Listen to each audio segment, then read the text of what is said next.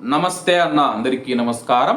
కువైట్లోని ఇళ్లల్లో పనిచేస్తూ ఉన్న మహిళలు ఎవరైతే ఉన్నారో జీతాల విషయంలో ఇబ్బందులు ఎదుర్కొంటూ ఉంటారో, ఒకవేళ జీతాలు ఇవ్వలేదంటే కానీ వాళ్ళైతే 2 నెలలు కానీ 3 నెలలు కానీ వెయిట్ చేస్తూ ఉంటారు. కానీ కువైట్లో ఏ మాట అన్నా సరే కానీ తిరిగి సమాధానం చెప్పారనమాట. కానీ కువైట్లోని ఒక ఇంట్లో పనిచేస్తూ ఉన్న ప్రవాస మహిళ మనం చూసుకుంటే జీతం ఇవ్వలేదని చెప్పేసి ఆ ఇంట్లో రచ్చరచ్చ చేసింది.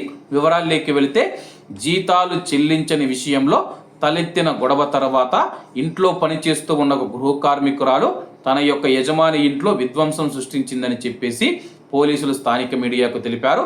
తనకు జీతం అందలేదని ఆ పని మనిషి చెప్పడంతో ఈ ఘటన జరిగింది. దీంతో వారిద్దరి మధ్య, యజమాని మరియు ఆ యొక్క ప్రవాస మహిళ మధ్య వాగ్వాదం పెరిగి చివరకు ఇంట్లోని వస్తువులు ఏవైతే ఉన్నాయో ఆ యొక్క వస్తువులను ధ్వంసం చేసే స్థాయికి చేరింది.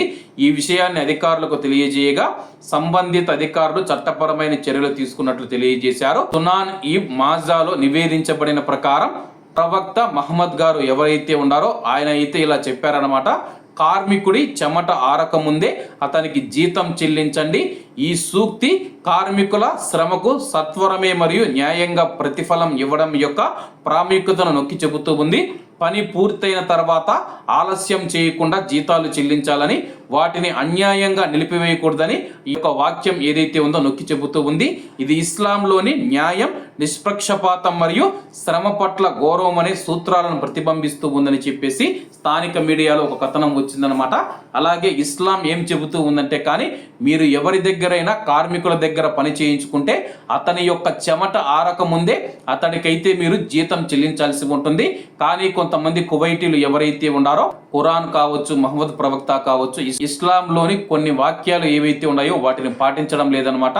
కాకపోతే వీళ్ళు ఎవరైతే ఉన్నారో శుక్రవారం నమాజుకు వెళ్తారు. కానీ ఇటువంటి కొంతమంది ఎవరైతే ఉన్నారో పాటించకపోవడం పట్ల కువైట్లో ఉన్న ప్రజలు కూడా ఆగ్రహం వ్యక్తం చేస్తూ ఉన్నారనమాట.